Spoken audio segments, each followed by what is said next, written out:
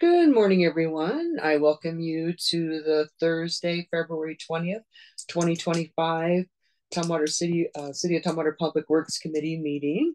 And with us today, we have Councilmember Althauser, Councilmember Jefferson, and myself, Councilmember Swarthout. Our first agenda item is the approval of the minutes from the January 23rd, 2025 meeting. Do I have a motion to approve? I move that we approve. Okay, all those in favor say aye. Aye. All righty. All right, so the next item on our agenda, we didn't have any changes, right? I should probably ask everybody. So next item of business we have is the ordinance 2025-005, amending the Tumwater Municipal Code for public events. So, and we're up. Good morning. Unfortunately, Michelle is sick today, so you get me as backup. She probably had a fancy presentation all planned for you, but you're going to get the low-tech version from me, so bear with me. This ordinance is just a really short ordinance that has to do with events permitting within the city. This came out of our 2023 audit with WCIA.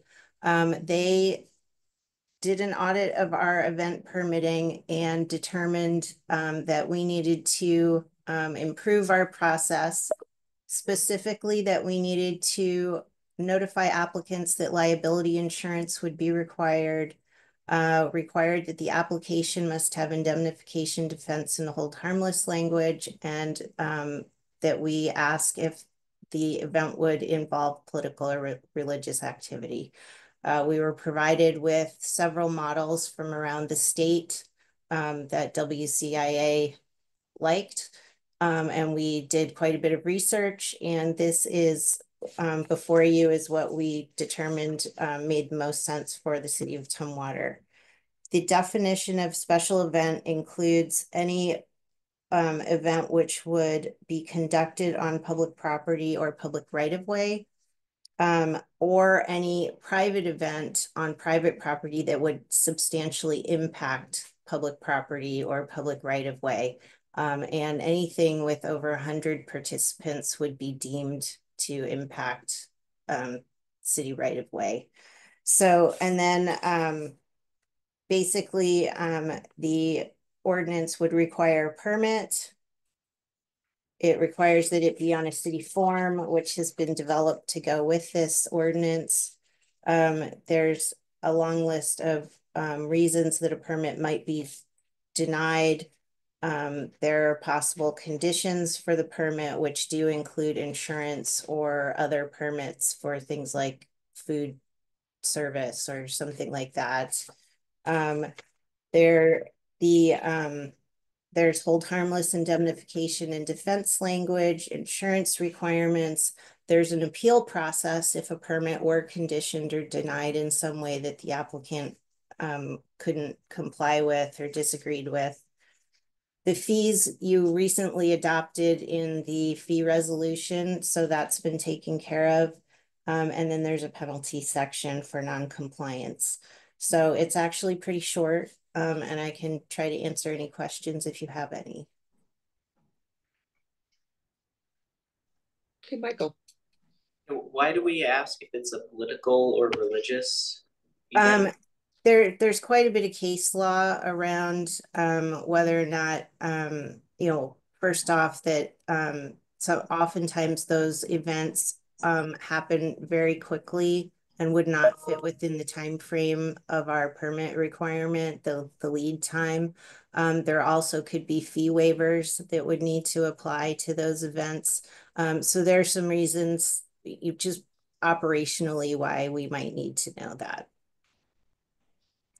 But it's not a prior restraint thing. We certainly wouldn't be approving or denying a permit based on that. Okay, thanks. I have a question. So how long does it take for a permit to be approved once it's in our hands? You would ask me that. I believe that we asked for a 60-day lead time. So that it can make it through all the departments of the city for approval, and we can let the applicants know what sorts of insurance or other permits they may need, and then they can procure that. So 60 days. So we wouldn't entertain those last minute or 3 days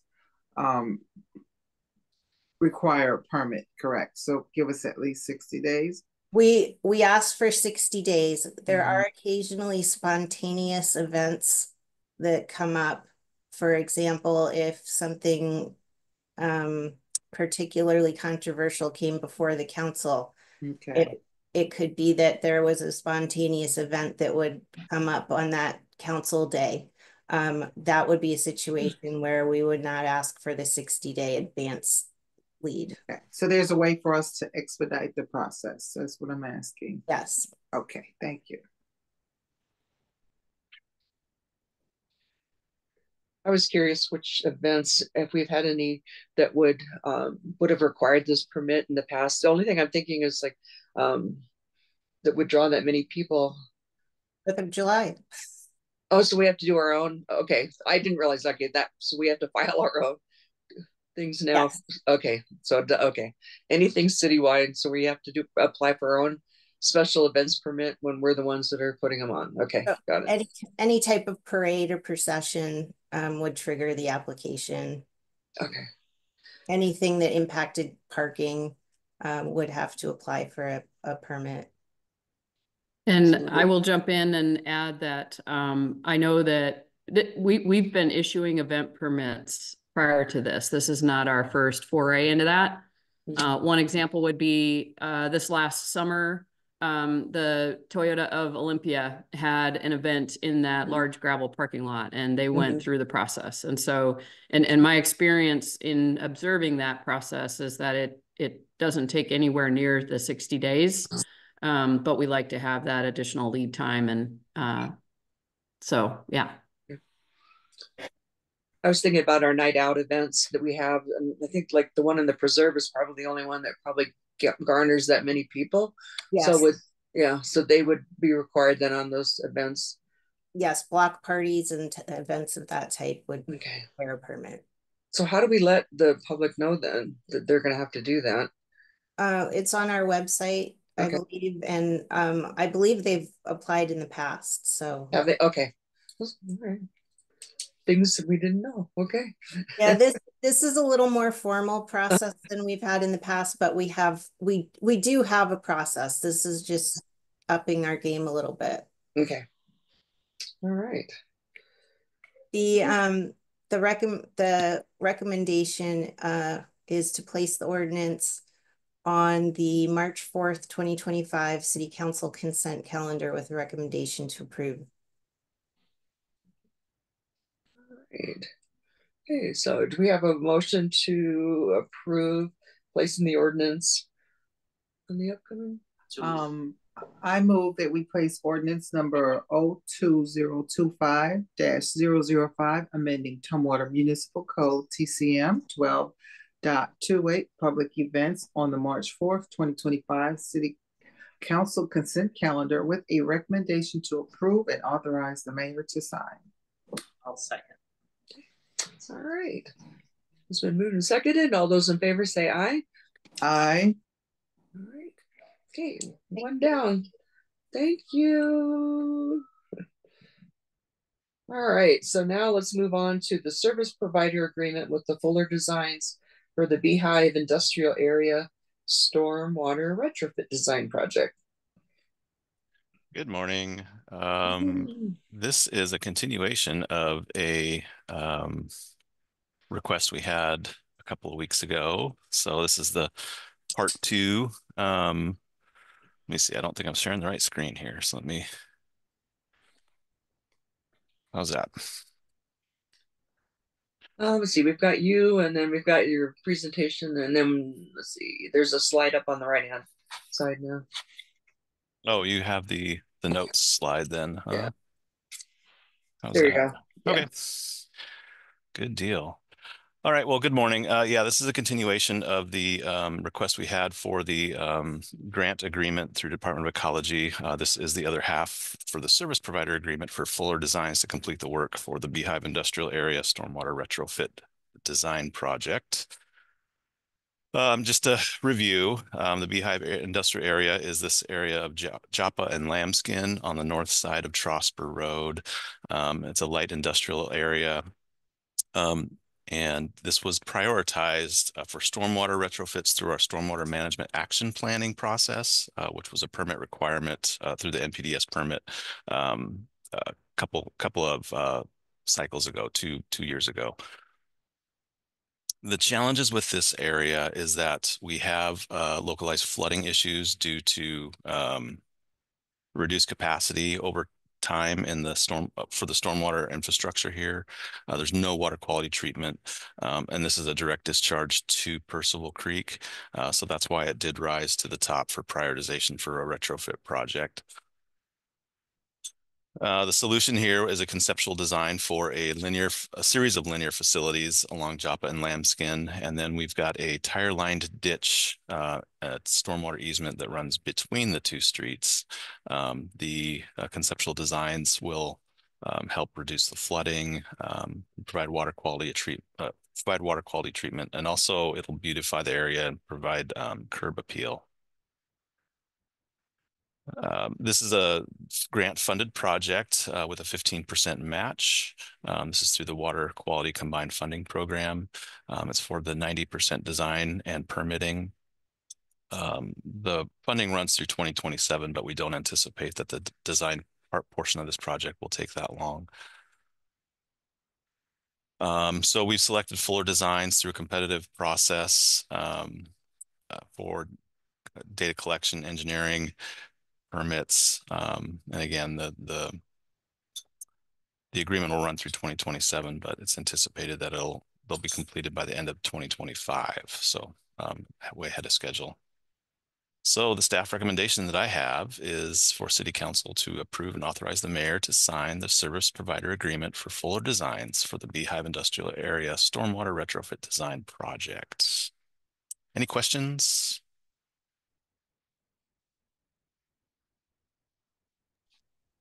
Okay.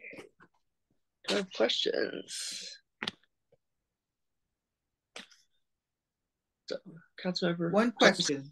Okay. So what is the timeline looking like when this should be all complete and looking good For construction or for design? for construction? For construction, we're looking at the next funding cycle is going to be, I believe, 2026 through 2028. So probably in that time frame, just depending on current workloads and whatnot as well. We'll have to balance that out with other programmatic activities that we have, but hopefully in the next 3 years. Okay, excellent. Thank you. Okay, that was my question too. I was curious. So this is the design portion, then we'll go out to a bid for the construction piece of it once. So Correct. okay. All right.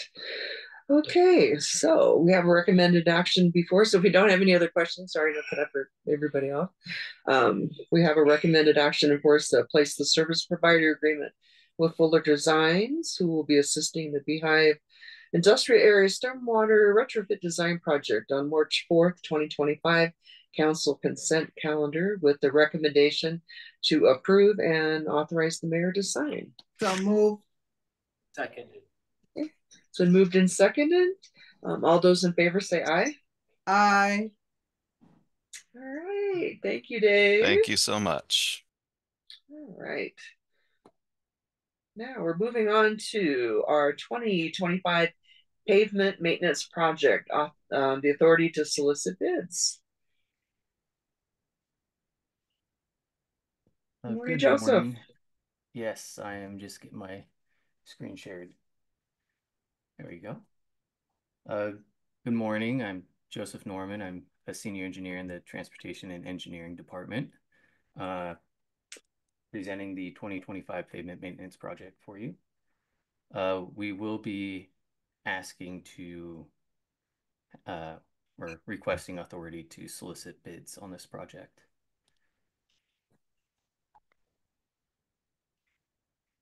The way that these projects are kind of put together is every couple years we'll have a consultant go out and do a rating of our roads so we know what kind of condition the pavement's in. And we use that information that we get to kind of inform us of where some of the work is around the city that needs to be repaired, or if we have any kind of storm issues on a road. So what we try to do is make the right repair at the right time, and to also maximize our transportation benefit district funds.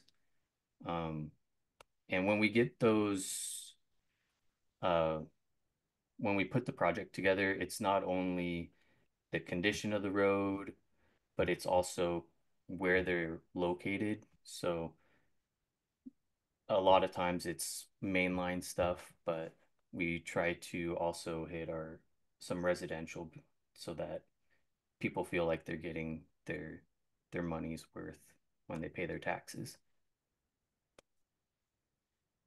The scope of the project is doing pavement improvements, so that's doing grinds and inlays or overlays with asphalt, or we'll also do utility casting adjustments, storm drain repairs. There's also road maintenance, so pavement markings. Typically in the past, we've had separate citywide striping projects. Joseph, is this sidewalks also or just our streets?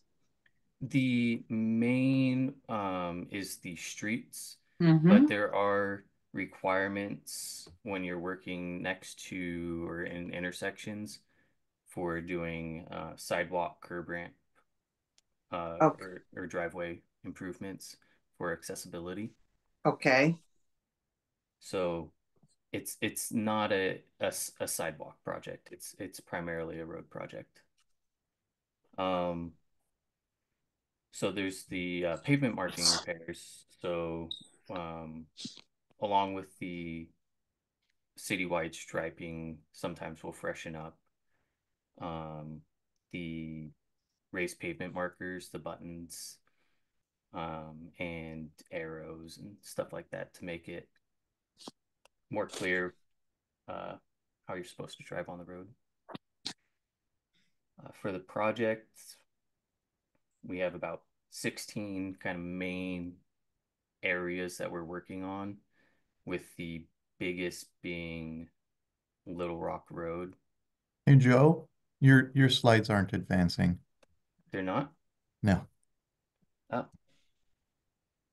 It looks like you're sharing the wrong screen, perhaps, and not your actual slideshow. Let me try again. I was following right along, Joseph. Is it? Sorry about that. Is it is it advancing now? Yes. Okay, thank you.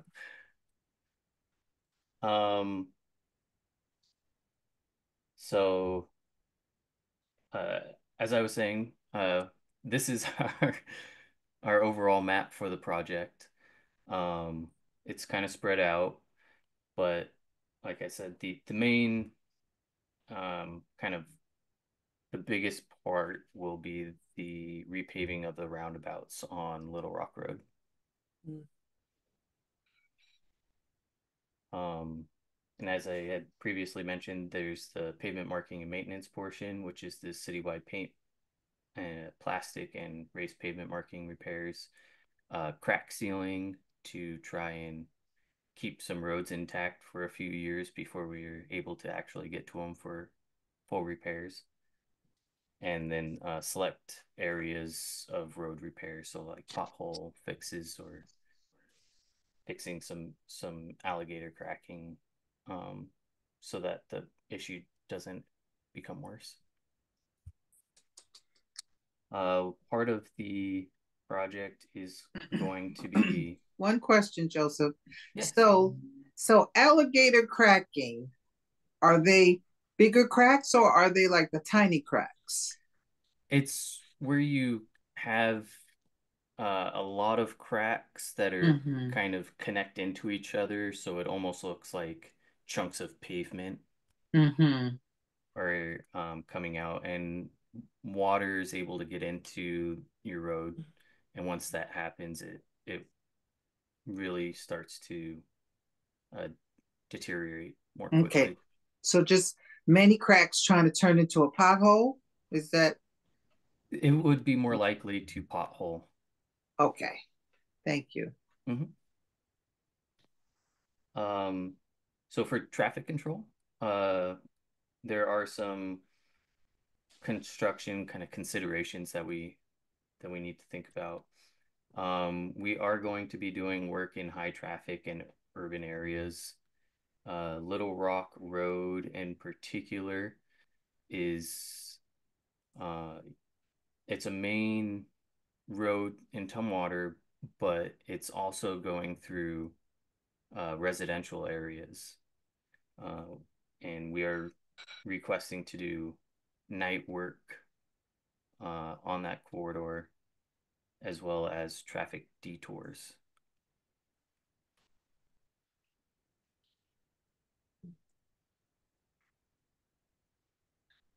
An overview of the project. We're estimating our construction costs to be right around $4 million. The project is funded through the Transportation Benefit District with appropriate CFP funds. We are going to ask for a change order authority increase from the 10% up to 20%.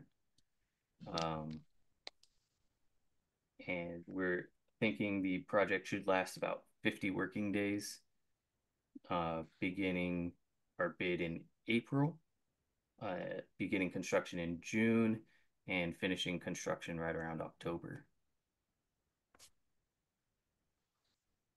Are there any questions? Do we have questions?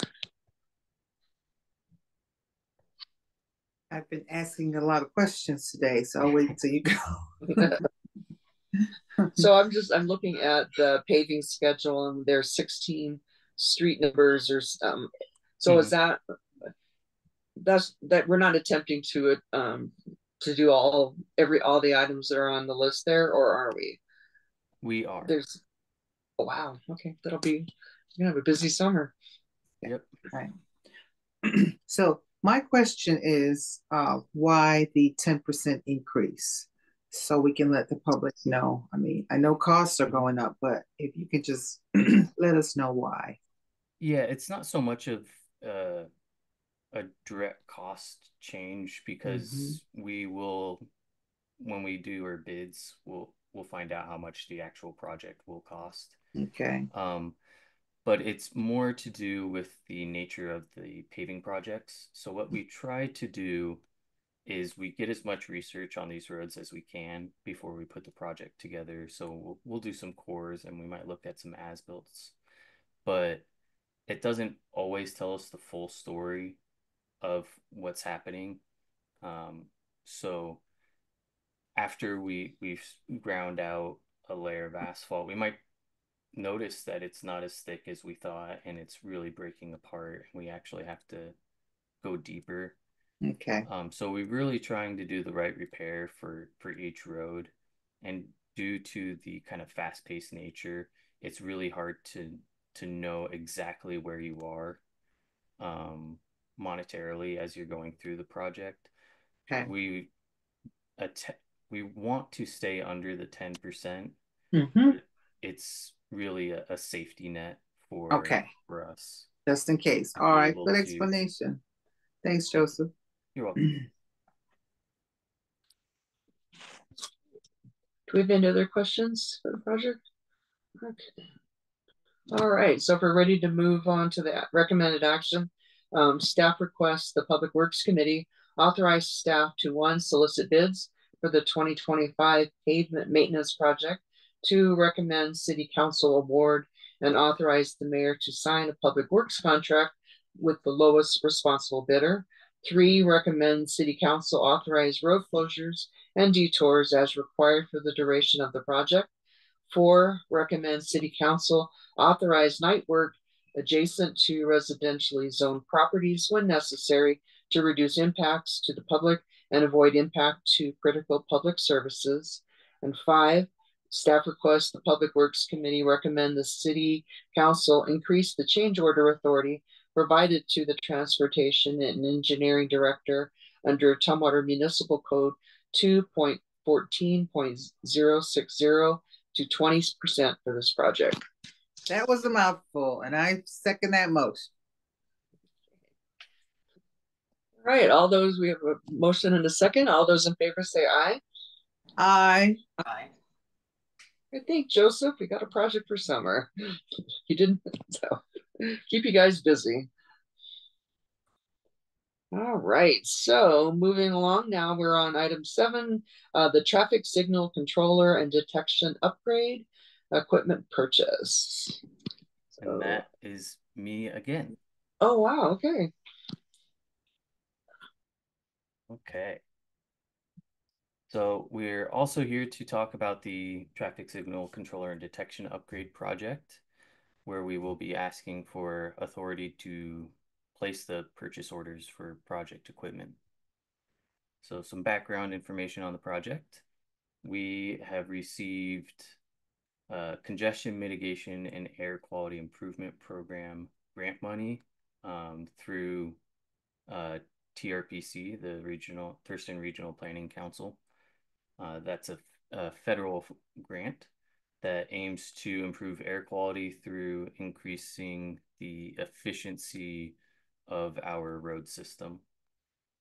The intersection improvements for the project are all located in PM10 air quality maintenance area.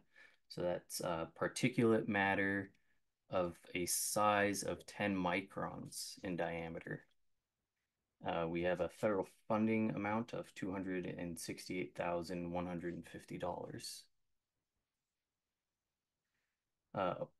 We are going to try and install 9 signal controllers from Econolite. They're Cobalt controllers. 14 traffic signal detection systems. So these are going to be fisheye cameras, 1 per intersection. And the project management will be done, the construction management will be completed by City Forces. We will not have a competitive bid. The City Forces will complete the installations. And we're trying to make sure that the traffic signal equipment is compatible with their existing systems. So here's a brief look.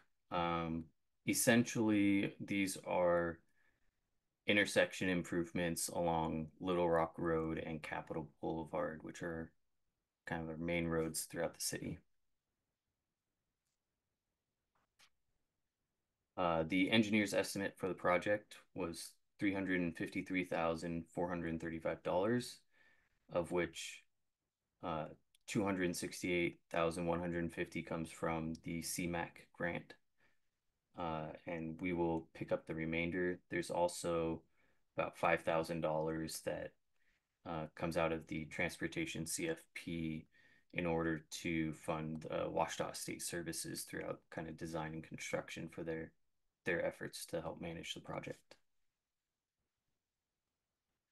Are there any questions on this project?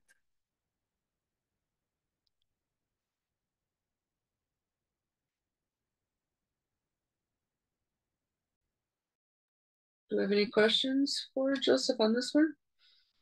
No, sounds pretty straightforward. Okay. All right. So we have a recommended action before us to place the purchase orders for the traffic signal controller and detection equipment for the traffic signal controller and detection upgrade project on the March 4th, 2025 City Council consent calendar with the recommendation to approve and authorize the mayor to sign. So moved. Okay. All right, all those in favor, we have a motion and a second. All those in favor say aye. Aye. All right, motion approved. It's going to be another alphabet soup on the consent calendar for March 4th. So good work, everyone. Do we have any additional items that we need to cover today? We do not. We're good, Brandon. Okay. All right. So, Michael, we got you out of here on the dot, 8:30. Boom. All right. So, if there's no additional items, I will call the Thursday, February 20th, 2025 Tumwater Public Works Committee adjourned. And everyone have a great day. Super. Thanks, guys. See ya.